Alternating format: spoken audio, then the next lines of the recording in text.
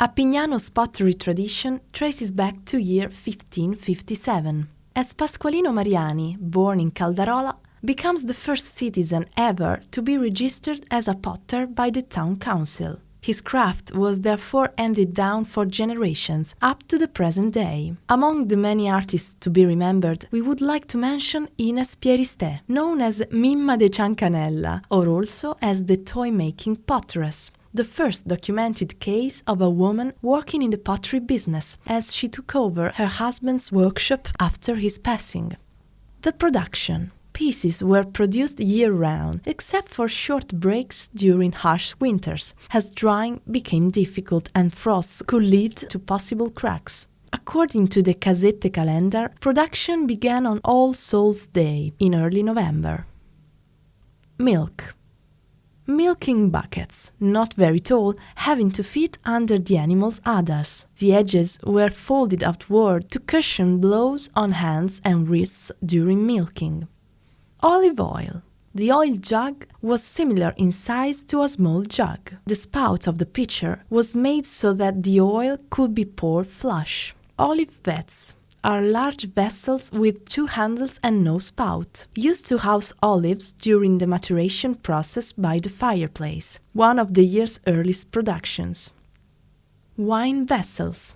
Truffe is small receptacles used to collect small amounts of wine inside the cellars. Its name, truffa, translates as scam, as its looks were deceiving in relation to its actual maximum capacity. They came with one or two neck handles and usually had a maximum capacity of 1 to 2 liters, 0.25 to 0.5 gallons each.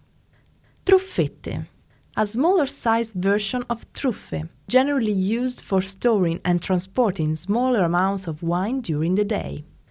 Travel-sized truffe had the same features of ordinary truffe, but made easy to travel with, looking just like a modern flask, usually used in long trips.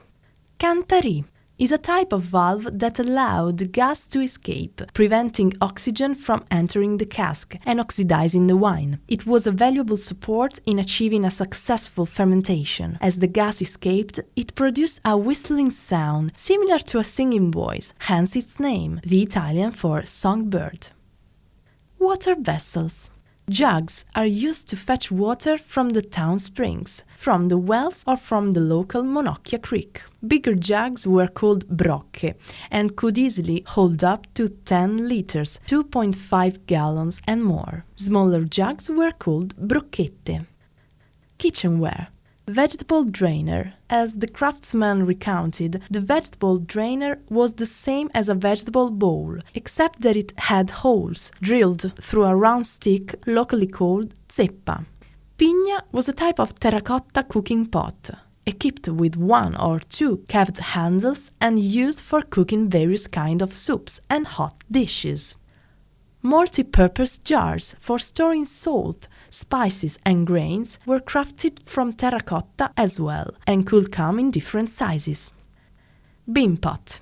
This particular kind of pigna was specifically designed for cooking stewed beans or pancotto. Terracotta pan. Mainly used for cooking foods with low water content, such as stewed meat or vegetables. Terracotta casserole dish. Mainly used for stews or soups rich in tomato sauce. Classic Italian beans with pork rinds were cooked in this type of vessel. Tableware. Carafe. Used to pour water and wine at the table. Could hold up 1 to 2 liters, 0.25 to 0.5 gallons. Crockery. Every piece was made of ceramic.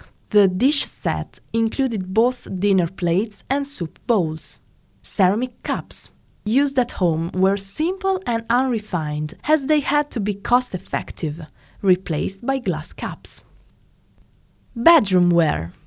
Rinale is the local name for the common chamber pot. It often came with handles and a lid, and it was kept in the bedroom, usually under the bed, or inside a nightstand or cabinet with doors to hide it. Monneke. a pottery brazier used to warm up the bed. It was enclosed inside a two-arched wooden frame which had to be placed under the covers of the bed. Shaped somewhat like a modern frying pan, it was usually fitted with a handle and a perforated lid. Bed warmer was used for warming up hands or feet, even outdoors and during the day.